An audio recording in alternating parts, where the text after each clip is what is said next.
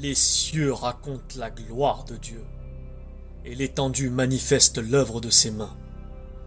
Le jour en instruit un autre jour. La nuit en donne connaissance à une autre nuit. Ce n'est pas un langage, ce ne sont pas des paroles dont le son ne soit point entendu. Leur retentissement parcourt la terre, leurs accents vont aux extrémités du monde, où il a dressé une tente pour le soleil. Et le soleil, semblable à un époux qui sort de sa chambre, s'élance dans la carrière avec la joie d'un héros. Il se lève à une extrémité des cieux et achève sa course à l'autre extrémité. Rien ne se dérobe à sa chaleur.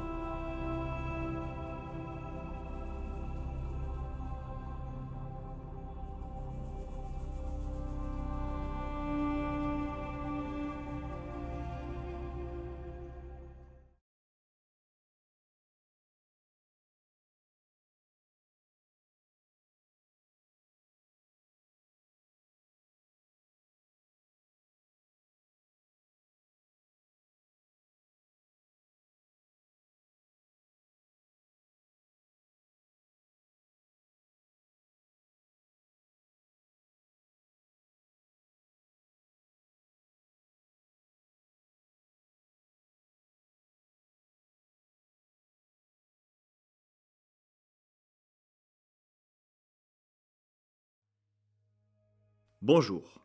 Aujourd'hui, nous allons nous pencher sur un passage du livre de la Révélation qui est non seulement prophétique, mais qui est également très proche. Il s'agit d'Apocalypse 12, versets 1 à 4. Un grand signe parut dans le ciel. Une femme enveloppée du soleil, la lune sous ses pieds, et une couronne de 12 étoiles sur sa tête. Elle était enceinte, et elle criait, étant en travail et dans les douleurs de l'enfantement. Un autre signe parut encore dans le ciel, et voici c'était un grand dragon rouge, ayant 7 têtes et 10 cornes, et sur ses têtes 7 diadèmes. Sa queue entraînait le tiers des étoiles du ciel, et les jetait sur la terre. Le dragon se tint devant la femme qui allait enfanter, afin de dévorer son enfant lorsqu'elle aurait enfanté. En introduction, nous pouvons lire dans Genèse 1, verset 16, que c'est lors du 4e jour que Dieu a créé les étoiles, le soleil et la lune, dans le but de marquer les temps. Je cite, « Dieu fit les 2 grands luminaires, le plus grand luminaire pour présider au jour, le plus petit luminaire pour présider à la nuit. Il fit aussi les étoiles. » Dans Psaume 147, verset 4, nous pouvons lire, « C'est lui qui détermine le nombre des étoiles, et à chacune d'elles, il leur donne un nom. » Ésaïe 40, verset 26. Regardez les cieux, là-haut. Voyez qui a créé les étoiles, qui les fait sortir au complet comme une armée à la parade. Il les appelle toutes par leur nom. Sa force est si grande et son pouvoir est tel qu'aucune ne manque à l'appel. Dieu a créé l'infiniment grand et l'infiniment petit. Les constellations sont l'œuvre de ses mains et n'ont rien d'occulte en soi. Évidemment, afin de n'effrayer personne, il est important de faire la distinction entre l'astrologie et l'astronomie. Tout ce que Dieu a créé est bon, mais c'est l'usage que l'on en fait parfois qui ne l'est pas, tout comme la musique, la danse, la sexualité. Le soleil, la lune, les étoiles et leur disposition dans le ciel, tout a été créé par Dieu. Mais l'homme a cette fâcheuse tendance à oublier son Créateur et à se tourner vers la création pour l'adorer. C'est le rejet de Dieu, dans le but de n'avoir de compte à rendre à personne qui, inévitablement, conduit à l'idolâtrie. Cela est exprimé dans Romains 1, verset 26. Eux qui ont changé la vérité de Dieu en mensonge, et qui ont adoré et servi la créature au lieu du Créateur. Nous pouvons tirer des leçons de l'histoire des rois d'Israël et de Juda. Dieu avait averti son peuple, avant qu'il entre dans la terre promise, de ne pas imiter les pratiques païennes qui se faisaient.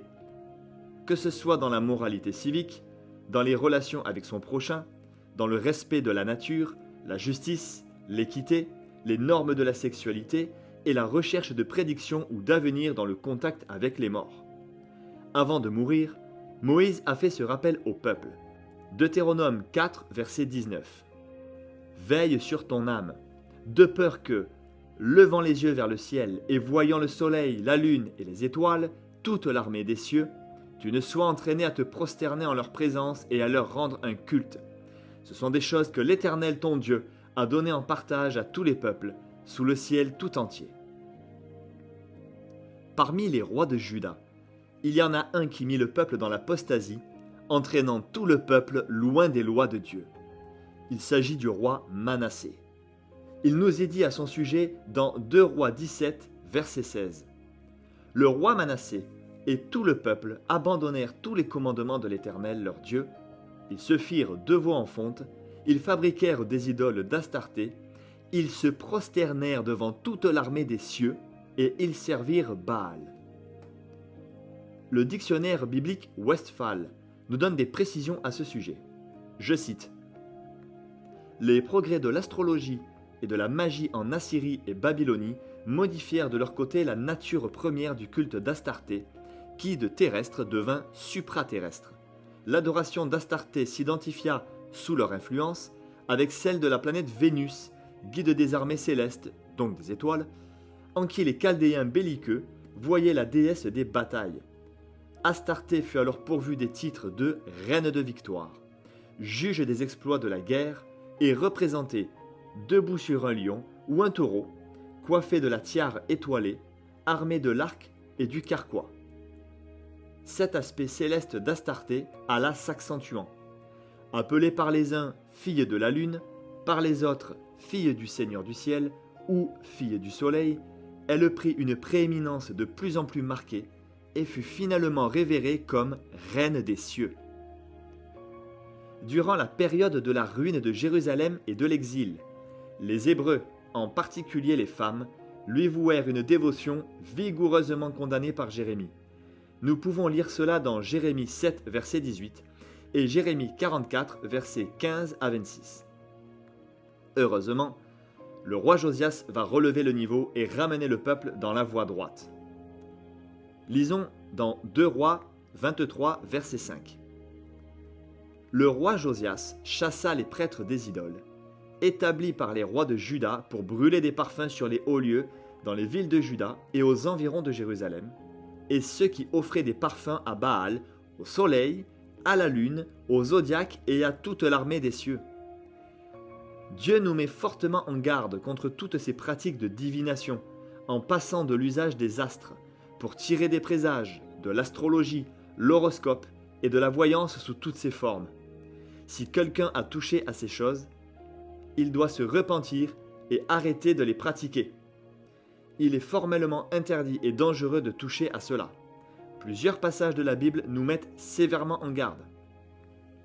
Deutéronome 18, verset 9. Lorsque tu seras entré dans le pays que l'Éternel ton Dieu te donne, tu n'apprendras point à imiter les abominations de ces nations-là.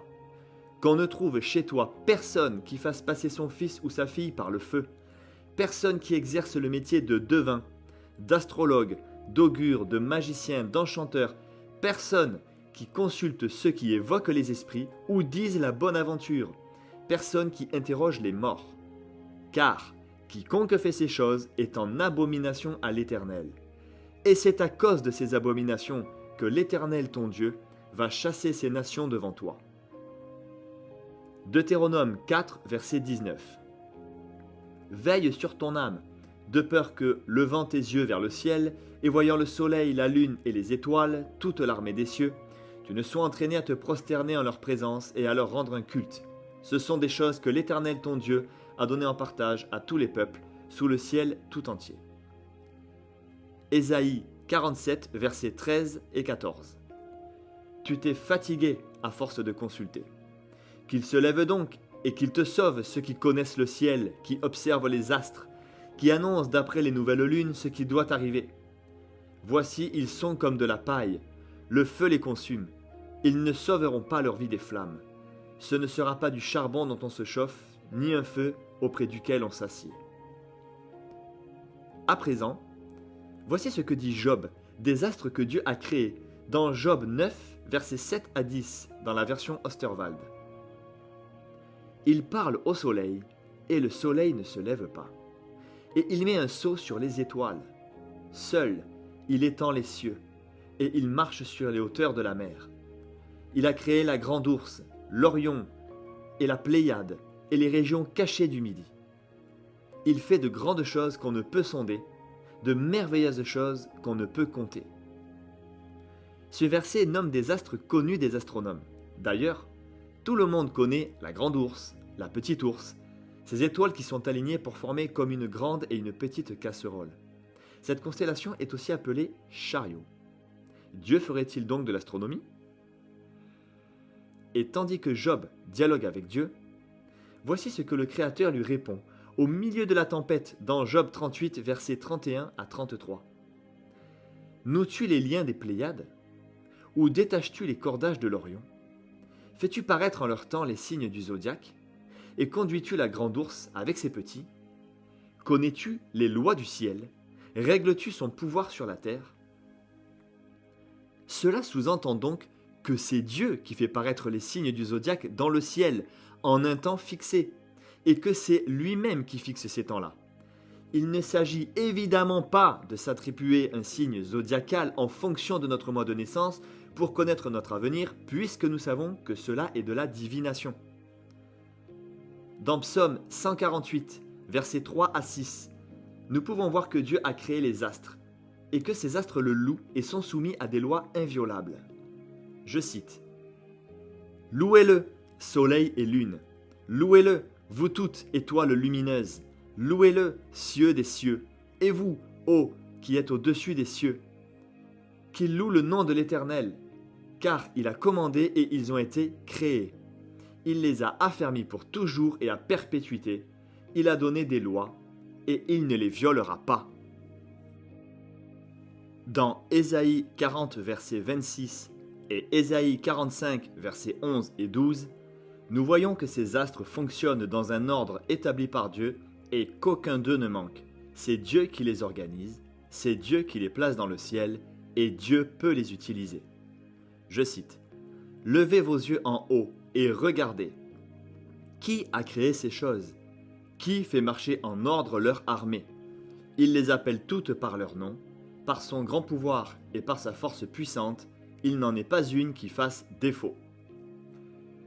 Ainsi parle l'Éternel, le Saint d'Israël et son Créateur. Veut-on me questionner sur l'avenir? Me donner des ordres sur mes enfants et sur l'œuvre de mes mains? C'est moi qui ai fait la terre, et qui sur elle ai créé l'homme. C'est moi, ce sont mes mains qui ont déployé les cieux, et c'est moi qui ai disposé toute leur armée. » Dans Matthieu 2, verset 2 et verset 9-10, nous voyons que Dieu a effectivement utilisé une étoile pour guider les hommes jusqu'à l'endroit où était né Jésus. Je cite: « Après avoir entendu le roi, ils partirent. Et voici l'étoile qu'ils avaient vue en Orient marcher devant eux, jusqu'à ce qu'étant arrivée au-dessus du lieu où était le petit enfant, elle s'arrêta. Quand ils aperçurent l'étoile, ils furent saisis d'une très grande joie. Où est le roi des Juifs qui vient de naître? Car nous avons vu son étoile en Orient, et nous sommes venus pour l'adorer. » Dans Luc 21, verset 11, Jésus explique ce qu'il se passera à la fin des temps et dit: « Il y aura de grands tremblements de terre et, en divers lieux, des pestes et des famines. Il y aura des phénomènes terribles et de grands signes dans le ciel. » Dans le psaume 19, versets 1 à 5 de la version Colombe, nous pouvons lire: « Les cieux racontent la gloire de Dieu, et l'étendue céleste annonce l'œuvre de ses mains. Le jour en donne instruction au jour, la nuit en donne connaissance à la nuit. Ce n'est pas un langage, ce ne sont pas des paroles, leur voix n'est pas entendue. Leur trace apparaît sur toute la terre, leurs accents vont aux extrémités du monde, où il a placé une tente pour le soleil. » Nous avons donc la confirmation biblique que Dieu utilise l'étendue céleste pour annoncer ce qu'il compte faire. Les astres n'ont pas de langage pour parler, mais leurs traces, c'est-à-dire leur déplacement et leur position, parlent à l'humanité. Passons enfin au passage qui nous intéresse dans Apocalypse 12, versets 1 à 4, et imaginons un instant un tableau représentatif de cette scène. Un grand signe parut dans le ciel. Une femme enveloppée du soleil, la lune sous ses pieds, et une couronne de 12 étoiles sur sa tête. Elle était enceinte, et elle criait, étant en travail et dans les douleurs de l'enfantement. Un autre signe parut encore dans le ciel, et voici c'était un grand dragon rouge, ayant 7 têtes et 10 cornes, et sur ses têtes 7 diadèmes. Sa queue entraînait le tiers des étoiles du ciel et les jetait sur la terre. Le dragon se tint devant la femme qui allait enfanter, afin de dévorer son enfant lorsqu'elle aurait enfanté.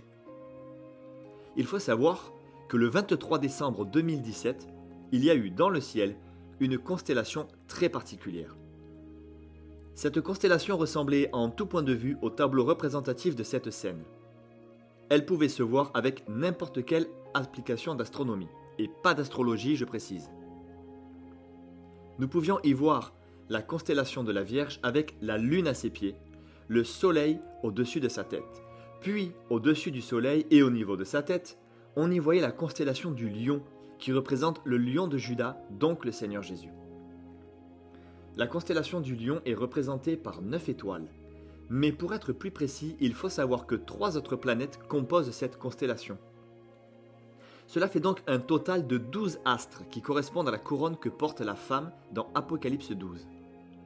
À cela, on pourrait nous dire que cela est un peu tiré par les cheveux, et que des astres restent des astres et que des planètes restent des planètes. Cependant, sachez que c'est de nos jours que nous distinguons les étoiles des planètes, et que dans le verset d'Apocalypse 12, c'est le mot astère en grec qui est mentionné et qui a été traduit par étoile au lieu d'astre. Cette couronne d'étoiles ou d'astres représente la royauté. Il s'agit de la royauté de Jésus, le lion de Juda. Parmi les astres qui composent la constellation du lion, Régulus est l'astre le plus brillant. Régulus a pour autre nom Alpha Léonis et le petit roi au cœur du lion. Cette étoile a été nommée ainsi en raison de son grand éclat et de sa position dans la poitrine du lion au niveau du cœur. Cette femme, que les astronomes appellent la Vierge, représente Israël, et exclusivement Israël. Cette femme est préfigurée dans un des songes de Joseph, dans Genèse 37, verset 9. Je cite. « J'ai eu encore un songe, et voici, le soleil, la lune et 11 étoiles se prosternaient devant moi. Il le raconta à son père et à ses frères. Son père le réprimanda et lui dit « Que signifie ce songe que tu as eu ? Faut-il que nous venions, moi, ta mère et tes frères, nous prosterner en terre devant toi ?» Dans le contexte de la vie de Joseph, le soleil et la lune représentent les parents de Joseph et les 11 étoiles ses frères. Mais de manière prophétique, il s'agit de toute la parenté juive, toute la famille juive, y compris la lignée de Joseph lui-même, qui est représentée par la 12e étoile dans Apocalypse 12. Donc cette femme représente le peuple juif. En cette année 2023, la fête des trompettes qui se nomme Rosh Hashanah se déroulera du 15 au 17 septembre. Grâce à une application d'astronomie telle que Stellarium par exemple, en entrant juste une date, nous pouvons voir l'état du ciel à cette date précise et l'application donne un résultat sans faille. 2 jours après la fête de Rosh Hashanah, le 19 septembre précisément, il y aura dans le ciel exactement la même constellation qu'en 2017, sauf qu'il y a un astre supplémentaire qui viendra se positionner. Ce grand signe ne se reproduira plus jamais dans le ciel. En effet, cette année, il y aura un astre mineur, nommé Child, donc enfant, qui se placera exactement au niveau des entrailles de la femme. Tout comme la vision de la femme d'Apocalypse 12, verset 2, je cite, « Elle était enceinte, et elle criait, étant en travail et dans les douleurs de l'enfantement. » Dans Stellarium, une application qui peut être utilisée par n'importe quelle personne qui s'intéresse à l'astronomie, il suffit de faire une simulation et les choses se mettent en évidence d'emblée. Sur la photo, Child est dans le viseur blanc. De plus, il y a exactement le même positionnement des astres que dans Apocalypse 12. Nous pouvons même y voir à droite la constellation de la coupe, c'est-à-dire la coupe de la colère de Dieu qui est inclinée, donc en train d'être déversée. Cela signifie donc que cela se passe forcément pendant la grande tribulation. Ce qui est époustouflant, c'est que l'apparition de l'astre nommé Child, ou enfant, dans le ventre de la femme, va se faire au même moment qu'un sommet prévu à l'Organisation des Nations Unies. Ce sommet, qui s'appelle ODD, compte rassembler les nations du monde. Ils ont calé cela les 18 et 19 septembre 2023, et c'est exactement ces mêmes jours que le positionnement de l'enfant dans les entrailles de la femme est prévu. Tout cela en période de Rosh Hashanah, la fête des trompettes. Chose surprenante, il y aura également ce 19 septembre une météorite qui s'appelle United Nations, qui viendra se placer juste à côté de Child. C'est comme une indication temporelle de Dieu qui cherche à nous interpeller. Voici ci-dessous le programme prévu par l'ONU. L'année 2023 se trouve dans la 4e colonne. Avant de développer ce que représente la femme et son enfant, il convient de rappeler qu'au moment où Jean reçoit cette vision, il a été ravi en esprit. Dieu lui permet de voir les choses futures, les événements de la fin des temps.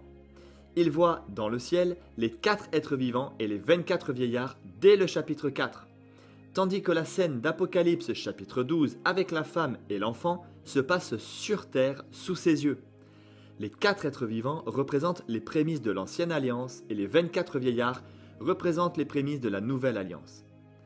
Il est important de suivre méticuleusement la chronologie et les informations données par Jésus dès le début du livre de la Révélation, sans quoi il est impossible de comprendre l'identité des différents groupes de personnes, de savoir qui est au ciel et qui est sur terre, qui est déjà ressuscité et qui ne l'est pas encore. Cela mènera inéluctablement à des erreurs d'interprétation, une confusion et finira par nous écarter de la vérité. Pour plus d'explications sur le sujet, vous pouvez cliquer sur le lien affiché dans la case de description ci-dessous. Ce lien vous conduira à une autre vidéo qui elle-même vous proposera un lien vers un document PDF mis à jour régulièrement. Donc, le signe d'Apocalypse 12 concerne des événements qui se produiront pendant la grande tribulation. Mais comme toute prophétie, le signe est donné avant son accomplissement. Ce signe dans le ciel dont parle la parole, cette constellation donc, apparaîtra en septembre 2023, comme une annonce d'événements qui vont arriver très prochainement. C'est un avertissement de l'imminence de la grande tribulation et donc de la fin de la période de l'Église, marquée par une résurrection des morts, suivie de l'enlèvement des vivants. Cette constellation est complète et telle que le décrit Apocalypse 12. C'est comme une photographie prise à l'avance de la situation dans laquelle sera Israël pendant la mi-tribulation, c'est-à-dire à la fin des 3 premières années et demie. En effet, il est précisé que la femme, donc Israël, s'enfuit dans le désert, dans un lieu préparé, afin d'y être nourrie pendant 1260 jours, soit 3 ans et demi, confirmation que nous sommes à la moitié des 7 ans de la grande tribulation. Nous précisons qu'à ce stade, les vierges sages auront déjà été enlevées, puisqu'elles sont enlevées avant la tribulation. La constellation de la Vierge est située dans l'hémisphère nord et elle est visible pendant les mois d'été. Elle est facile à repérer car elle contient une étoile très brillante appelée Spica. Spica se traduit par épi. Cette étoile se situe dans une de ses mains et représente une gerbe de blé. D'autres disent que Spica a plutôt un rapport avec un épi d'orge. Retenez bien ceci. La femme dont parle Apocalypse 12 mettra au monde un enfant. Celui-ci devra obligatoirement être une personne juive, puisque cette femme représente Israël. Au sujet de cet enfant, il est dit que le dragon, Satan, cherchera à le dévorer dès qu'il sera né. Mais dès que l'enfant sera enfanté, il sera enlevé auprès de Dieu. Ensuite, il est dit que cet enfant devra paître toutes les nations avec une verge de fer. L'enfant sera enlevé en étant encore enfant. Il n'a donc pas le temps de grandir. Cela montre un enlèvement extrêmement rapide, juste après que l'enfant soit venu au monde. On voit donc qu'il ne mourra pas. Cela ne peut pas être le Seigneur Jésus. car Jésus n'a pas été enlevé de son vivant, encore moins pour échapper à Satan. Au contraire, Jésus est allé jusqu'à mourir sur la croix. Ce n'est qu'après sa résurrection que Jésus est remonté auprès du Père. De plus, l'accomplissement de ce signe se produira lors de la grande tribulation. Lorsqu'il est écrit dans Apocalypse 12, verset 5, que l'enfant est enlevé, le mot grec pour enlever ici est harpazo. Cela signifie saisir, enlever de force, arracher. C'est le même mot que dans 1 Thessaloniciens 4, verset 15, lorsqu'il est parlé de l'enlèvement à la rencontre du Seigneur. Cet enfant, enlevé vers Dieu, n'est pas une individualité, mais une entité corporative. Ce sont les 144 000 de chaque tribu de la dernière génération d'Israël. Ils seront enfantés spirituellement pendant la grande tribulation. Ces Juifs passeront par la première moitié de la grande tribulation. Ils prêcheront l'évangile du royaume durant celle-ci. Ils seront donc persécutés et rejetés par l'Antéchrist et son gouvernement. Mais Dieu les préservera de sa colère en les marquant de son sceau. Nous pouvons le lire dans Apocalypse versets 2 à 4. Ce sont ceux qui reconnaîtront Jésus et rejetteront l'Antéchrist parmi les Juifs de la dernière génération de la grande tribulation. Dieu ne permettra pas que sa colère les atteigne, parce qu'ils sont aussi des prémices, selon Apocalypse 14 verset 4, d'où la présence de Spica, l'étoile qui représente une gerbe de blé ou d'orge dans la main de la femme. Rappelez-vous, que ce soit une gerbe de blé ou une gerbe d'orge tenue dans la main, cela nous rappelle forcément le protocole des prémices en gerbe qui était retiré et agité par le souverain sacrificateur afin qu'il soit agréé de Dieu dans Lévitique 23 versets 10 à 14. Le principe des prémices est fondamental car il détermine et explique toutes les résurrections comme celle de Matthieu 27 versets 50 à 53 par exemple qui s'est produite il y a 2000 ans environ. Pour plus d'explications sur ce sujet, vous pouvez cliquer sur le lien affiché dans la case de description ci-dessous. Ce lien vous conduira à une autre vidéo qui elle-même vous proposera un lien vers un document PDF mis à jour régulièrement. À présent, occupons-nous de l'autre signe dont nous parle Apocalypse 12. Un autre signe parut encore dans le ciel, et voici c'était un grand dragon rouge ayant 7 têtes et 10 cornes, et sur ses têtes 7 diadèmes. Il faut savoir qu'il y a 3 serpents-dragons dans la constellation. Ces 3 constellations se placent tout autour de la constellation de la femme, comme une bête tournerait autour de sa proie pour chercher à la dévorer. La flèche bleue qui va de haut en bas et qui rejoint les 3 constellations représente le cheminement et les 3 principales manifestations de Satan dans le temps. C'est la chronologie de son histoire, sachant que l'histoire du monde est inscrite dans les cieux, comme une description du déroulé des principales actions ou projets de Satan vis-à-vis du monde et surtout vis-à-vis des enfants de Dieu. Au fur et à mesure que nous exploiterons chacune de ces 3 constellations, imaginez que chaque constellation passée et laissée en arrière est comme une mue laissée derrière elle. Nous assistons à chaque étape à la croissance de ce serpent qui est Satan. En 1, le dragon, c'est Satan lui-même, dès l'origine du monde, avec sa première action, celle de pousser l'humanité à sa chute. En effet, dans la mythologie grecque, cette constellation est le dragon Ladon, qui gardait les pommes d'or du jardin des Hespérides. On remarque d'emblée ici la singerie avec la Bible, le jardin d'Éden et l'arbre de la connaissance du bien et du mal. En 2, il s'agit de la constellation du Serpentaire et du Serpent, donc 2 constellations associées. Selon Wikipédia, le Serpentaire représente un homme portant un serpent à bout de bras. Le Serpentaire divise donc, coupe la constellation du Serpent en 2 parties, la tête et la queue.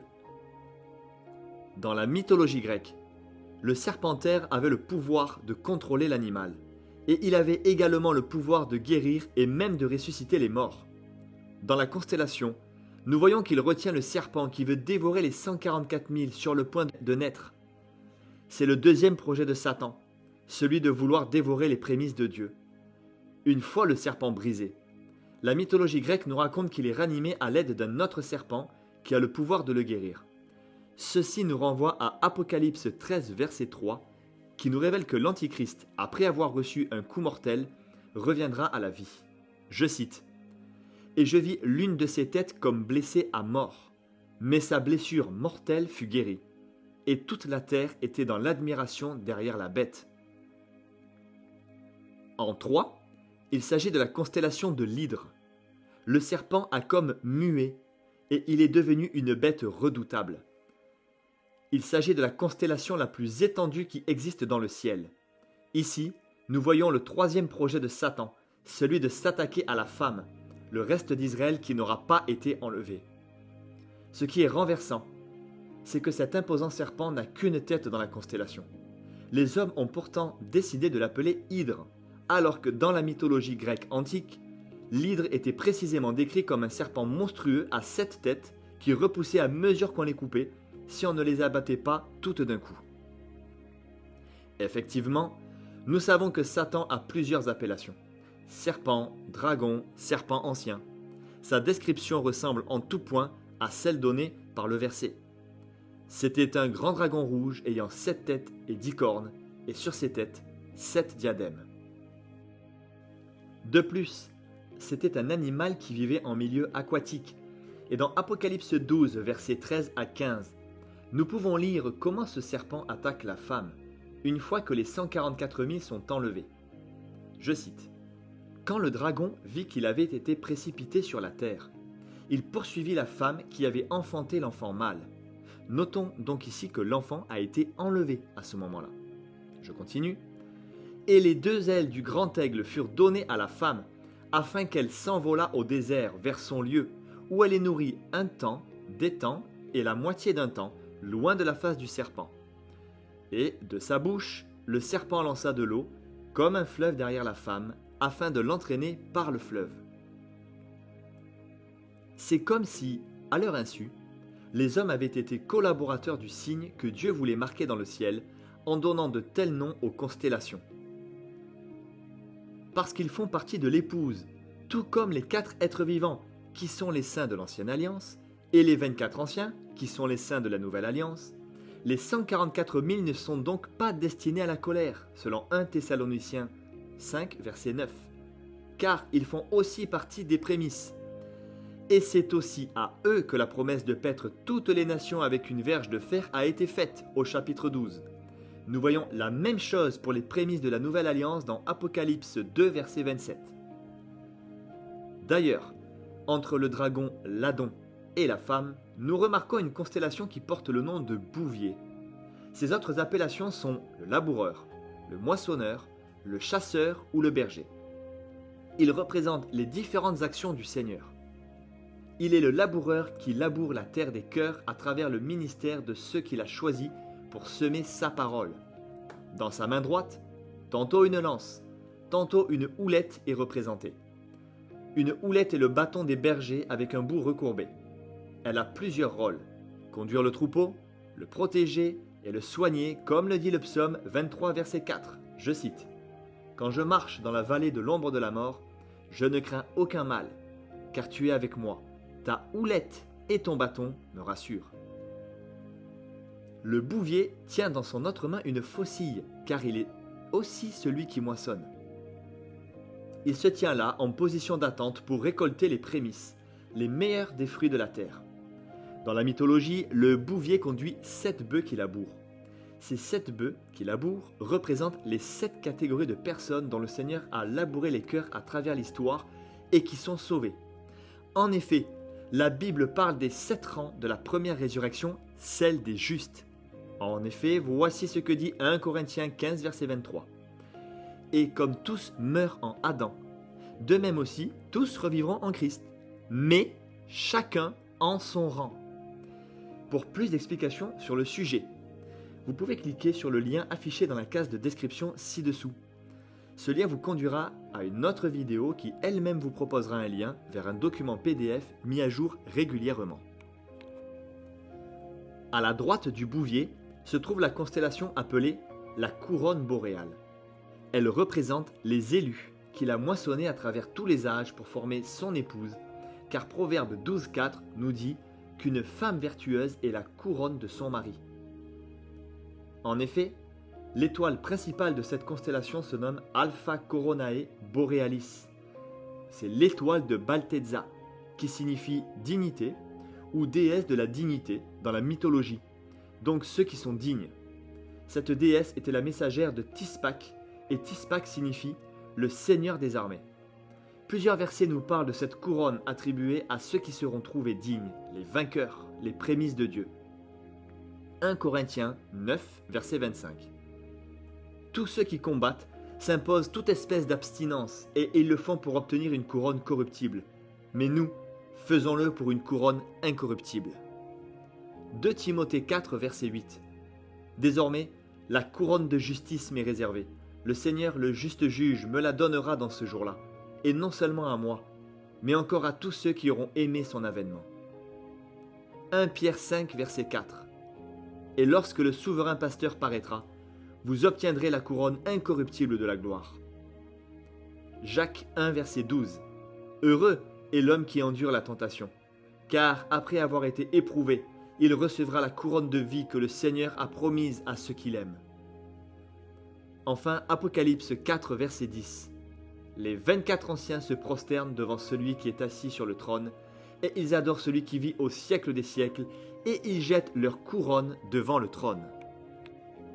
Ces 24 anciens ont à ce moment-là déjà obtenu leur couronne, car ils représentent l'épouse de la nouvelle alliance qui a déjà été enlevée, et qui est déjà présente dans les cieux auprès du Seigneur au moment où la scène d'Apocalypse 12 se passe sur terre. Pour confirmer cet enlèvement, il y a la constellation de la chevelure de Bérénice, à côté du bouvier, plus précisément entre le bouvier et le lion, qui représente le Seigneur Jésus, le lion de Juda. Cette constellation de la chevelure de Bérénice est une magnifique confirmation de l'enlèvement de l'Église fidèle ou épouse de Christ.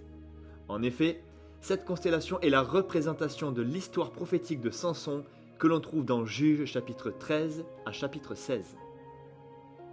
Nous avons produit une vidéo pour expliquer en détail cette riche prophétie. Vous trouverez le lien dans la case de description ci-dessous. Elle est intitulée « Retour de Jésus-Christ, l'histoire prophétique de Samson ». Pour résumer succinctement ici, Samson représente Israël, et sur sa tête sont 7 tresses qui contiennent le Saint-Esprit. C'est le Saint-Esprit contenu dans les 7 tresses qui donne une force surnaturelle à Samson. Ces 7 tresses sont l'image des 7 églises, car ce sont les croyants qui composent l'église et qui possèdent le Saint-Esprit en eux, puisqu'ils en sont le temple. Samson se laisse séduire et les 7 tresses sont coupées, donc ôtées de sa tête. Les 7 tresses sont enlevées. Cela représente l'enlèvement de l'église. L'analogie entre la chevelure de Bérénice et celle de Samson est réelle, car dans les poèmes grecs anciens, il n'est pas uniquement parlé de chevelure de Bérénice, mais des tresses de Bérénice. Elles auraient mystérieusement disparu au petit matin, tout comme Samson, à qui les tresses ont été ôtées durant son sommeil. À ce moment-là, Samson, dépourvu du Saint-Esprit contenu par ces 7 tresses, perd sa force surnaturelle, se fait capturer et crever les yeux. De même, lorsque l'épouse de la nouvelle alliance sera enlevée, Israël sera déjà amorcé par la séduction, deviendra complètement aveugle comme Samson et acceptera l'Antichrist comme son Messie. Cet Antichrist se retournera contre Israël et cherchera à détruire le pays et les Juifs dans la seconde moitié de la grande tribulation. Maintenant, nous remarquons que la chevelure de Bérénice est au pied du bouvier. Ceci est un indicateur temporel de la fin de la période de l'Église. De plus, lorsque nous voyons le bras levé du bouvier saisissant la faucille et la chevelure tomber en direction du lion qui représente Jésus, ce sont les prémices de la moisson de la nouvelle alliance qui rejoignent leur Seigneur. En effet, les saints qui seront dignes d'être enlevés iront à la rencontre du Seigneur dans les airs selon 1 Thessaloniciens 4, verset 17. Ainsi, juste après l'enlèvement de l'épouse de la nouvelle alliance, représentée par la chevelure de Bérénice, nous voyons dans le ciel la constellation de la Vierge, qui est la femme d'Apocalypse 12.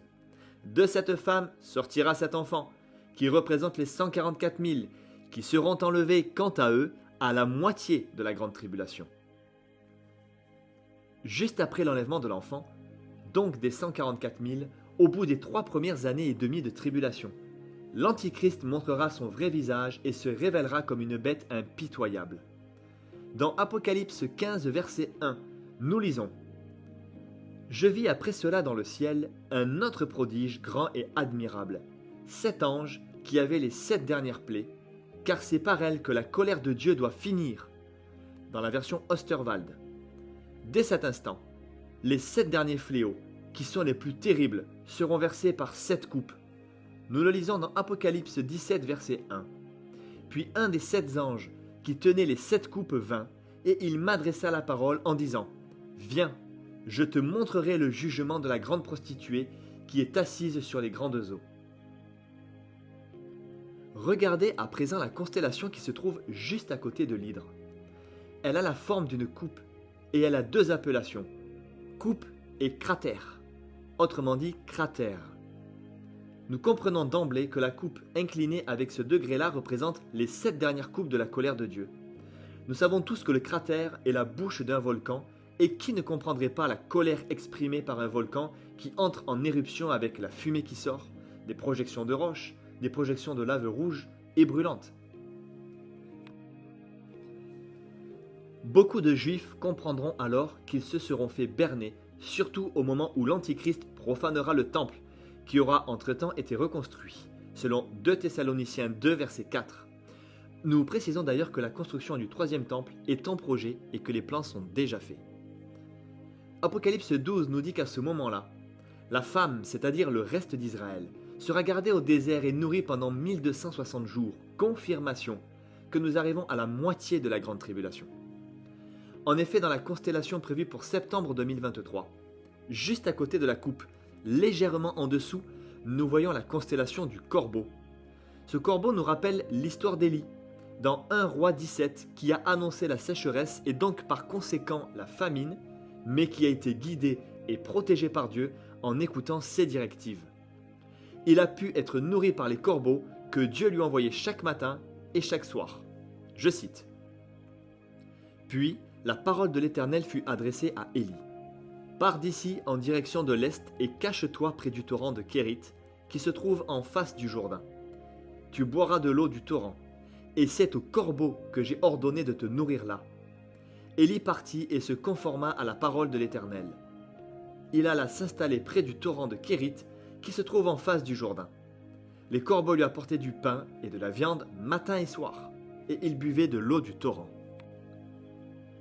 De même, dans Apocalypse 12, verset 6, nous pouvons lire juste après l'enlèvement de l'enfant, je cite, « Et la femme s'enfuit dans le désert, où elle avait un lieu préparé par Dieu, afin qu'elle y fût nourrie pendant 1260 jours, soit les 3 dernières années et demie de la tribulation. » Élie a reçu de l'eau vive parce qu'il avait la foi en Dieu.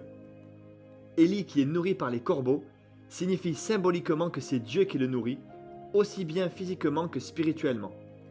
Comme en Matthieu 4, verset 4.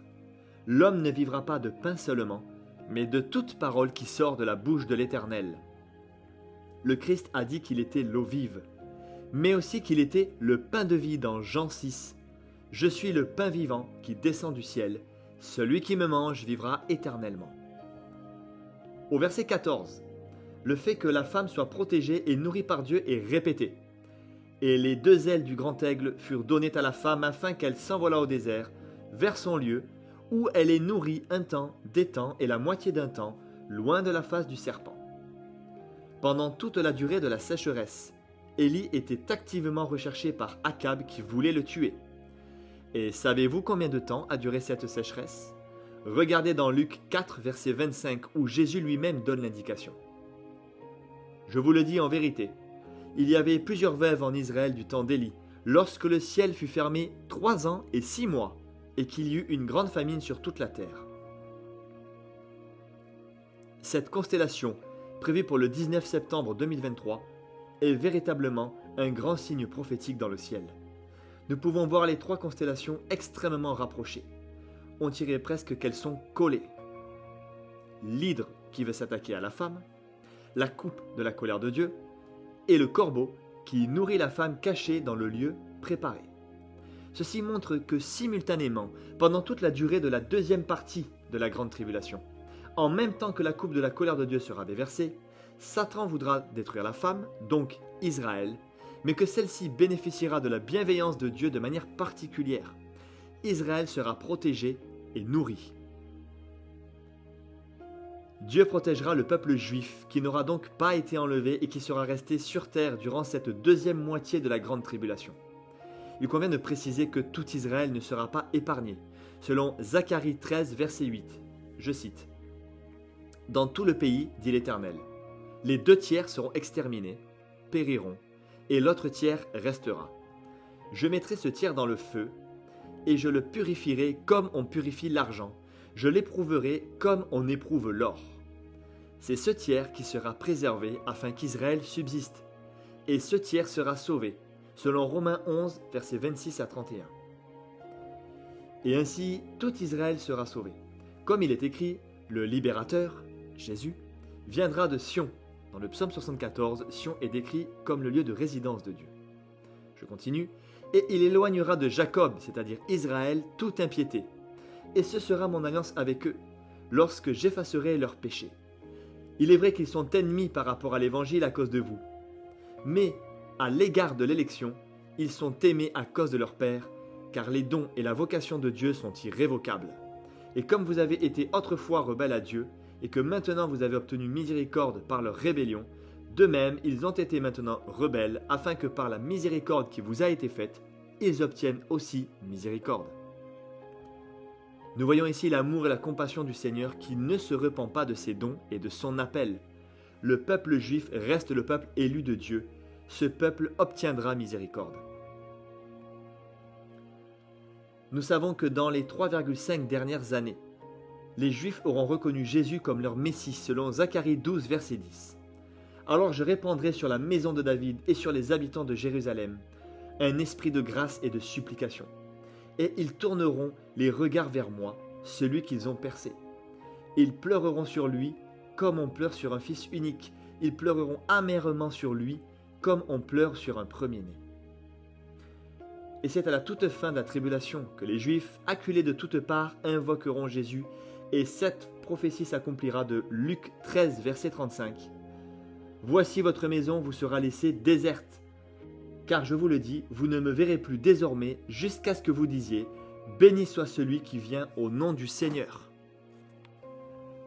Nous comprenons à présent la suite des versets de Job 9, versets 7 à 13, dans la version Osterwald, qui est la plus fidèle au texte original. Je cite. « Il parle au soleil, et le soleil ne se lève pas, et il met un sceau sur les étoiles. Seul, il étend les cieux, et il marche sur les hauteurs de la mer. Il a créé la grande ourse, l'Orion et la Pléiade, et les régions cachées du Midi. Il fait de grandes choses qu'on ne peut sonder, de merveilleuses choses qu'on ne peut compter. Voici, il passe près de moi, et je ne le vois pas. Il passe encore, et je ne l'aperçois pas. S'il ravit, qui le lui fera rendre? Qui lui dira, que fais-tu? Dieu ne revient pas sur sa colère. Sous lui sont abattus les plus puissants rebelles. » Ici, il est mention non seulement de l'enlèvement, du ravissement des prémices que sont les 144 000, mais aussi de la colère de Dieu qui s'abat sur les rebelles pendant la tribulation.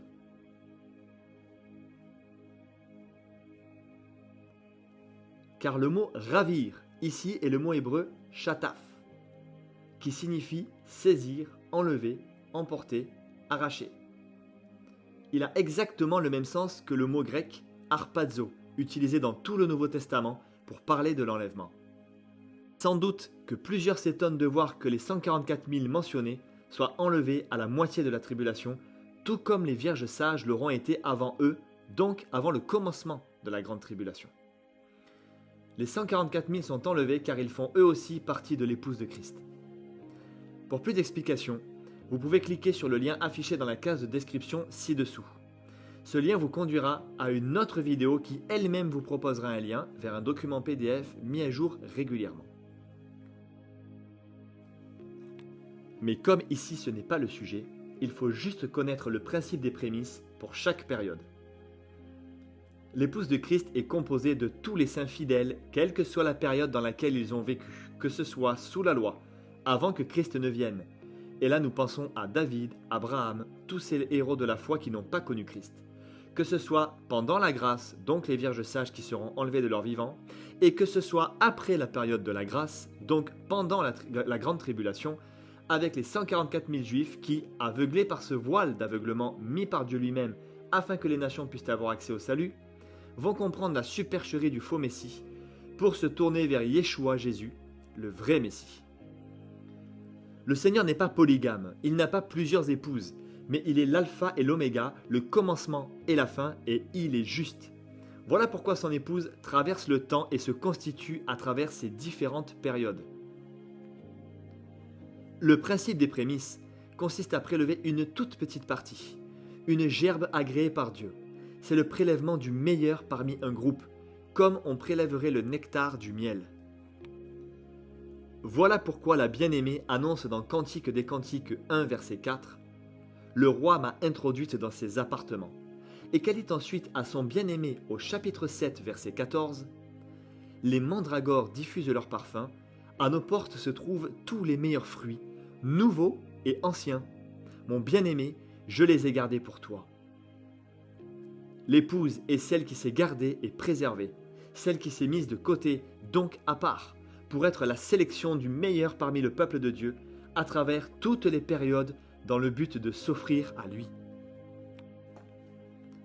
Sachez que nous avons eu la curiosité d'aller voir où se trouvera l'astre Child en 2030, et regardez ce qu'il en sera. Child se trouvera précisément sur Orion, au niveau de l'aisselle, dans le creux de son aisselle, comme en guise de protection. Child sera tout près de Bételgeuse, qui est l'étoile la plus brillante de la constellation d'Orion. Elle est appelée aussi l'aisselle du géant. Rien que la consonance de son nom, Bételgeuse, nous fait penser à Béthel, qui signifie maison de Dieu. Cela nous rappelle inévitablement ce que le Seigneur Jésus dit dans Matthieu 23, versets 37 à 39. « Jérusalem, Jérusalem, qui tue les prophètes et qui lapide ceux qui te sont envoyés. Combien de fois ai-je voulu rassembler tes enfants, comme une poule rassemble ses poussins sous ses ailes, et vous ne l'avez pas voulu. Voici, votre maison vous sera laissée déserte, car, je vous le dis, vous ne me verrez plus désormais jusqu'à ce que vous disiez « Béni soit celui qui vient au nom du Seigneur ». L'étoile Bételgeuse a fait beaucoup parler d'elle cette année dans le monde de l'astronomie. En effet, entre fin 2019 et début 2020, la luminosité de Bételgeuse avait mystérieusement diminué de près de 25%, et beaucoup ont cru en une explosion en supernova de manière imminente, mais cela ne s'est pas produit. Et voici que depuis avril 2023, on a constaté que sa luminosité a augmenté de manière inhabituelle de 55% de plus que sa luminosité classique. Elle est alors passée de la 10e à la 7e étoile la plus brillante. Ce qui vient d'être expliqué peut être vérifié sur n'importe quel site d'astronomie. Un article récent de juillet 2023 explique que l'étoile Bételgeuse n'explosera pas, mais qu'elle sera cachée dans la nuit du 11 au 12 décembre 2023 par l'astéroïde 319 Léona. Je cite l'article. Le 12 décembre 2023, Bételgeuse sera occultée par l'astéroïde 319 Léona, le long d'une très fine bande qui passera au nord de la Méditerranée. Cette occultation sera exceptionnelle. Léona et Bételgeuse auront quasiment la même taille apparente. Le phénomène ressemblera plus à une éclipse, entre parenthèses annulaire, qu'à une occultation standard. Fin de l'article. Les scientifiques disent que l'occultation de cette étoile est probablement plus rare qu'une éclipse solaire. Les astronomes du monde entier se préparent à cette observation. Il n'y aura donc pas d'explosion de Bételgeuse, mais il y aura une disparition éphémère et l'astéroïde Léona vient du latin Léo, qui signifie lion, qui la cachera pour un laps de temps. Nous pensons forcément aux prémices, aux habitants de la maison de Dieu, qui seront cachés et mis en sécurité par le Seigneur, le lion de Juda. Sachez que la parole n'est pas remplie d'écrits hasardeux. Plusieurs fois, il est fait mention de constellations bien précises. Orion, les Pléiades et la Grande Ourse. Dieu veut nous parler. Penchons-nous alors sur ce que dit la Bible de la constellation d'Orion. Dans Job 9, verset 9 et Amos 5, verset 8, nous pouvons lire « Il a créé la Grande Ourse, l'Orion et les Pléiades, et les étoiles des régions australes. » Amos. Il a créé les Pléiades et l'Orion. Il change les ténèbres en aurore et l'obscurcit le jour pour en faire la nuit. Il appelle les eaux de la mer et les répand à la surface de la terre. L'Éternel est son nom. Sur un site qui définit cette constellation, nous pouvons lire « Orion fait partie des rares constellations immédiatement reconnaissables par leur forme. » Ces 7 étoiles les plus brillantes forment un nœud papillon ou un sablier, facilement identifiable. 4 étoiles très brillantes forment un rectangle caractéristique au milieu duquel se trouve un alignement de 3 autres étoiles, la ceinture d'Orion, qui constitue une signature remarquable. Ces 7 étoiles nous font penser aux 7 esprits de Dieu, dont fait mention Apocalypse 1 verset 4, 4 verset 5 et 5 verset 6. Je cite « Que la grâce et la paix vous soient données de la part de celui qui est, qui était et qui vient, de la part des 7 esprits qui se tiennent devant le trône. » Du trône sortent des éclairs, des voix et des tonnerres. Devant le trône brûlent 7 lampes ardentes, qui sont les 7 esprits de Dieu. Et je vis, au milieu du trône et des 4 êtres vivants et au milieu des vieillards, un agneau qui était là comme immolé. Il avait 7 cornes et 7 yeux, qui sont les 7 esprits de Dieu envoyés par toute la terre. Et enfin, Apocalypse 3, verset 1 qui est encore plus parlant. Voici ce que dit celui qui a les 7 esprits de Dieu et les 7 étoiles. Ici, il est parlé de 7 étoiles en relation directe avec les 7 esprits de Dieu. On emploie couramment le chiffre 7 en référence à la perfection et à la complétude. Il ne s'agit pas de 7 esprits différents, mais du Saint-Esprit dans sa perfection et sa complétude. Sur un autre site, nous pouvons lire « Au centre du corps d'Orion, il y a 3 étoiles immédiatement reconnaissables puisque triplement remarquables. Les étoiles sont quasi parfaitement alignées et équidistantes et leurs magnitudes sont assez voisines. Ces 3 étoiles sont appelées également les 3 rois. » Job 38, verset 31. « Noues-tu les liens des Pléiades ou détaches-tu les cordages de l'Orion ? Peux-tu serrer les liens des Pléiades ou détacher les cordages d'Orion ?» Ces versets nous renvoient à Ecclésiaste 4, verset 12, qui nous dit que la corde à 3 fils ne se rompt pas facilement. Nous comprenons que la constellation d'Orion est une image de Dieu avec ses 7 esprits et cette unité indestructible, Dieu le Père, Dieu le Fils et Dieu le Saint-Esprit, dont il est impossible de défaire les cordages. Dans la ceinture d'Orion constituée de 3 étoiles, les 2 étoiles latérales signifient ceinture, et l'étoile centrale s'appelle Al-Nilam, ce qui signifie rang de perles. Non seulement nous savons que nous sommes des perles de grand prix aux yeux du Seigneur, mais lisons ce que dit Ésaïe 49, verset 18. « Regarde autour de toi et constate, tes enfants se rassemblent tous et arrivent vers toi. J'en fais le serment aussi vrai que je suis vivant, dit le Seigneur. Ils seront pour toi comme un bijou dont on se pare, comme une ceinture de fiançailles qu'on se met à la taille. » De plus, sachez que dans la mythologie sumérienne, Orion est appelé la lumière du ciel et que les Babyloniens l'appelaient le berger céleste. Dans Matthieu 23, versets 37 à 39, nous lisons « Jérusalem, Jérusalem, qui tue les prophètes et qui lapide ceux qui te sont envoyés, combien de fois ai-je voulu rassembler tes enfants, comme une poule rassemble ses poussins sous ses ailes, et vous ne l'avez pas voulu. Voici, votre maison vous sera laissée déserte, car je vous le dis, vous ne me verrez plus désormais, jusqu'à ce que vous disiez, béni soit celui qui vient au nom du Seigneur. » Lorsque le Seigneur dit « Vous ne me verrez plus désormais, jusqu'à ce que vous disiez, béni soit celui qui vient au nom du Seigneur », il s'adresse au peuple juif et lui explique qu'il aurait voulu prendre sous sa protection la totalité de ses enfants. Il n'a pu le faire qu'avec les 144 000. Le reste d'Israël devra attendre la toute fin de la grande tribulation pour voir le Seigneur Jésus revenir et l'accueillir en tant que véritable Messie. À présent, penchons-nous sur la grande ourse. Nous savons que l'enlèvement d'Élie a été fait par un char de feu dans 2 Rois 2, versets 11 et 12. Comme il continuait à marcher en parlant, voici un char de feu et des chevaux de feu les séparèrent l'un de l'autre. Et Élie monta au ciel dans un tourbillon. Élisée regardait et criait « Mon père, char d'Israël et sa cavalerie !» D'autres versets très forts nous font comprendre que les chars ou les chariots sont pour ceux qui seront enlevés. Psaume 68, verset 18. Les chars de Dieu se comptent par dizaines de milliers, par milliers de milliers.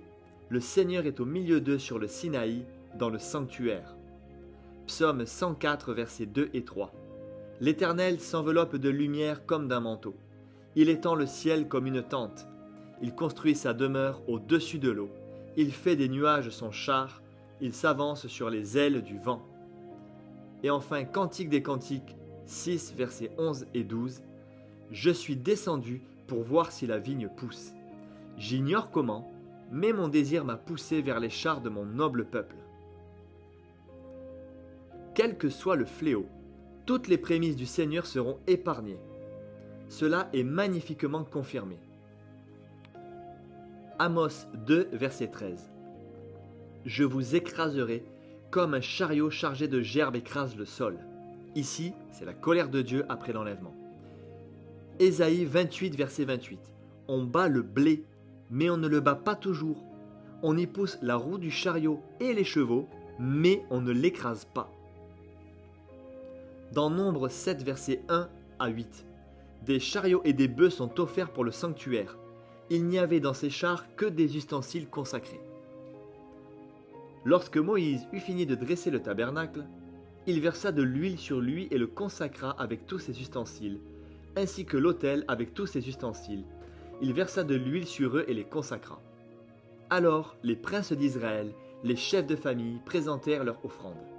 C'étaient les princes des tribus, ceux qui avaient présidé au dénombrement. Ils amenèrent leur offrande devant l'Éternel, 6 chars couverts et 12 bœufs, soit un char pour 2 princes et un bœuf pour chaque prince. Et ils les offrirent devant le tabernacle. L'Éternel dit à Moïse, « Prends ces éléments de leur part afin de les employer pour le service de la tente de la rencontre. Tu les donneras aux Lévites, à chacun selon les besoins de sa fonction. » Moïse prit les chars et les bœufs, et il les remit aux Lévites. Il donna 2 chars et 4 bœufs aux descendants de Gershon, selon les besoins de leur fonction. Il donna 4 chars et bœufs aux descendants de Merari, selon les besoins des fonctions qu'ils exerçaient sous la conduite d'Ithamar, le fils du prêtre Aaron. Dans Wikipédia, nous lisons, je cite, « La Grande Ourse est la 3e constellation du ciel par son étendue.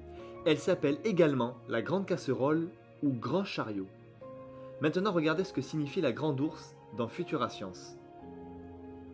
Je cite, « Pour les Babyloniens, ces 7 étoiles dessinaient un grand chariot, appellation très célèbre qui a traversé les siècles.